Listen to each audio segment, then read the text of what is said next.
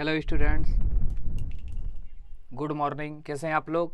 तो देखिए, आप लोग का जो है क्लास 9 का जो है एग्ज़ाम डेट आ गया। झारखंड बोर्ड क्लास 9 का एग्ज़ाम डेट आ गया, जो कि आपका 11 और 12 मार्च को है। तो ध्यान से देखिए, इसी तरह का पेपर आपको एग्ज़ाम में देखने को मिलेगा। ये ओरिजिनल पेपर है, ठीक है। तो ध्यान से सब पेपर को देखिए और आप लोग अपने तैयारी को मजबूत कीजिए, ठीक है। और भी डिस्क्रिप्शन में लिंक है वीडियो का, वहाँ से आप लोग देख सकते हैं और भी वीडियो। चलिए शुरू करते हैं साइंस का मोस्ट इम्पोर्टेंट क्वेश्चन जो कि आपका एग्जाम में आएगा। चलिए अब शुरू करते हैं।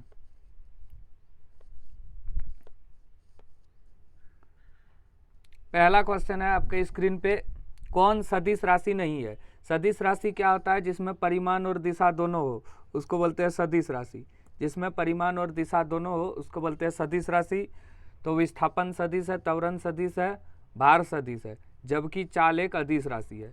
चाल एक अदिश राशि है, तो आंसर क्या हो जाएगा? चाल। अगला 2 नंबर क्वेश्चन, सेम इसी तरह का क्वेश्चन आपका एग्जाम में देखने को मिलेगा। चाल का एसआई मात्रक है, आप लोग सब जानते हैं चाल का एसआई मात्रक मीटर प्रति सेकंड है। मीटर प्रति सेकंड, वेग का भी मीटर प्रति सेकंड है। कौन सही है? कौन सही है? भी स्क्वायर, देखिए एक फॉर्मूला होता है, भी स्क्वायर माइनस यू स्क्वायर बराबर 2as। तो भी स्क्वायर बराबर हो सकता है 2as प्लस यू स्क्वायर, इसी को लिख सकते हैं यू स्क्वायर प्लस 2as बराबर भी स्क्वायर। तो 2 नंबर क्या होगा आपका? 2 नंबर सही हो जाएगा। चलिए, निम्न में से किसका जड़त्व कम है? जड़त्व जो है द्रव्यमान पर निर्भर करता है, तो जिसका द्रव्यमान कम उसका जड़त्व भी कम। तो किसका द्रव्यमान कम है यहाँ पे? साइकिल का। कार भारी है, रेलगाड़ी भारी है, बस भारी है, तो साइकिल हो जाएगा आंसर। 2 kg द्रव्यमान वाली वस्तु को 5 मीटर प्रति सेकंड की दर से त्वरित करने के लिए कितने बल की आवश्यकता होगी? बल F बराबर एम ए होता है। m मतलब मास जो कि है 2 kg, a माने त्वरण जो कि है 5 मीटर, तो 5 दूनी 10, क्या हुआ? Newton, 10 Newton. यहाँ भी आंसर देख सकते हैं आप लोग। किसी गतिशील पिंड का वेग आधा करेंगे तो उसका समवेग क्या हो जाएगा? देखिए ये बहुत ही अच्छा क्वेश्चन है। 6 नंबर क्वेश्चन ध्यान से देखिए आप लोग, 6 नंबर क्वेश्चन ध्यान से देखिए, ये भी आधा हो जाएगा। और सब्सक्राइब कर लीजिए, आपका सभी क्लास का वीडियो मिलेगा। 10 में जो है हम लोग तहलका मचा दिए हैं वीडियो में, तो 10 में भी आपकी तैयारी अच्छी होगी। चैनल सब्सक्राइब कर लीजिए और अपने दोस्तों के साथ शेयर करें, लाइक कमेंट करें, वीडियो कैसे लगी ये भी बताएं। तो किसी पिंड का वेग, वेग को भी लिखते हैं। अब इसको आधा कर देंगे तो v/2, तो समवेग क्या होगा? p बराबर होता है mv, p बराबर होता है mv होता है। अब यहाँ पे क्या बोला है? किसी गतिशील पिंड का वेग आधा करने पर उसका वेग समवेग क्या हो जाएगा?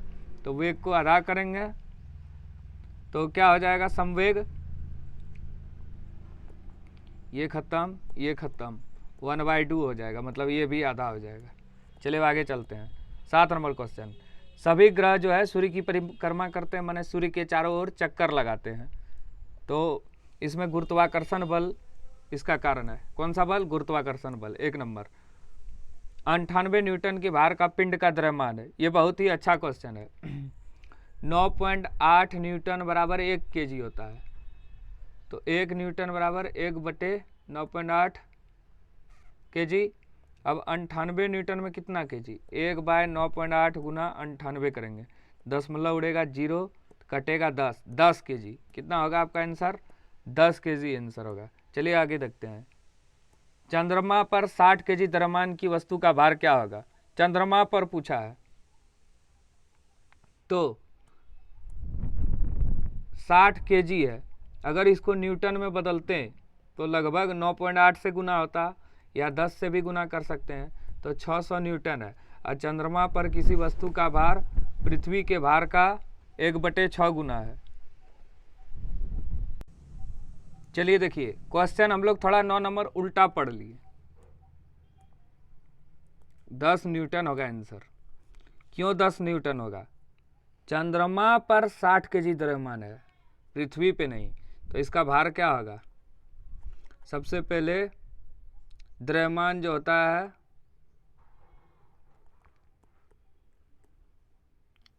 1/6 से गुना होगा, यहाँ पे 60, 10 न्यूटन, 10 न्यूटन ही इसका आंसर होगा।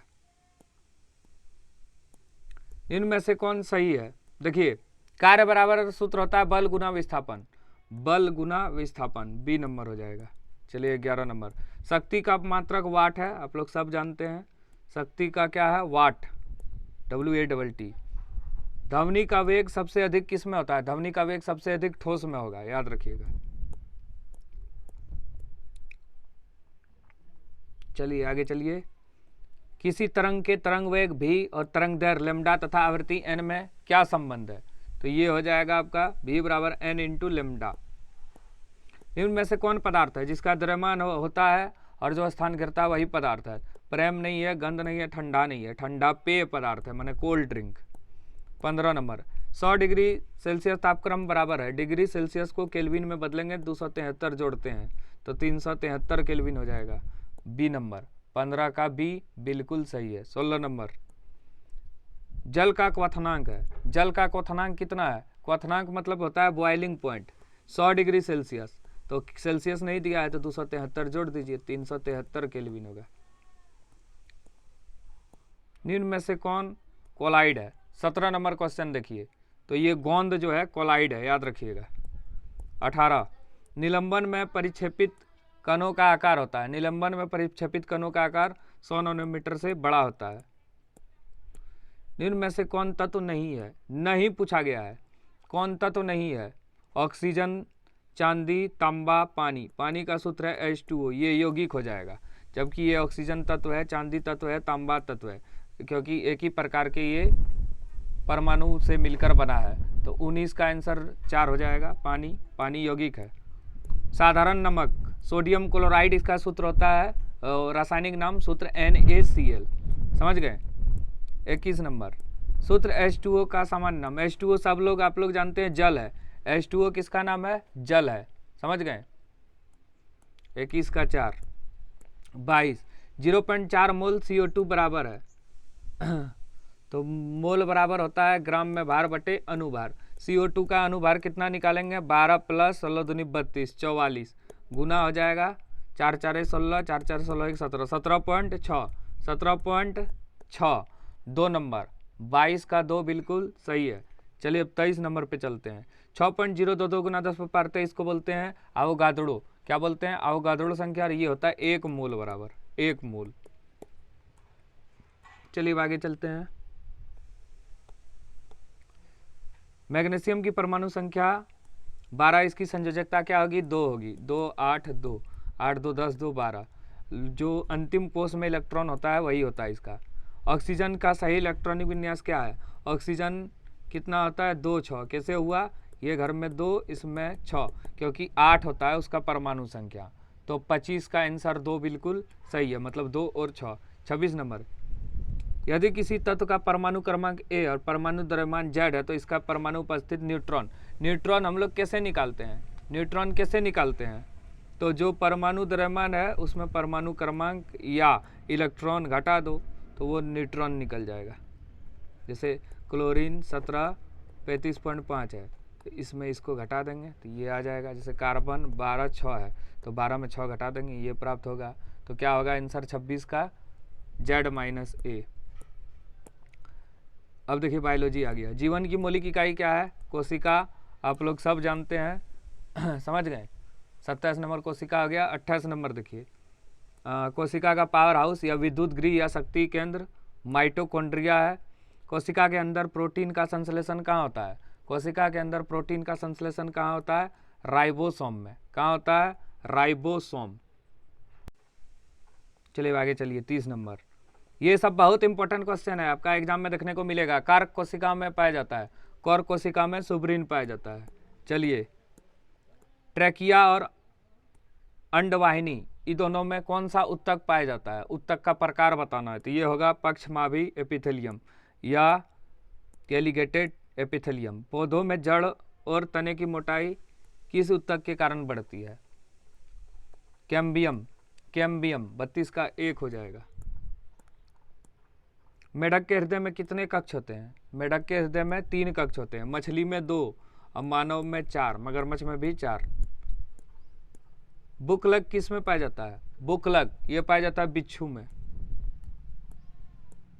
मेढक क्या है, मेढक जो है एक उभयचर जीव है और ये शीत रक्त प्राणी है, मतलब ठंडा गर्मी इसको ज़्यादा लगता है।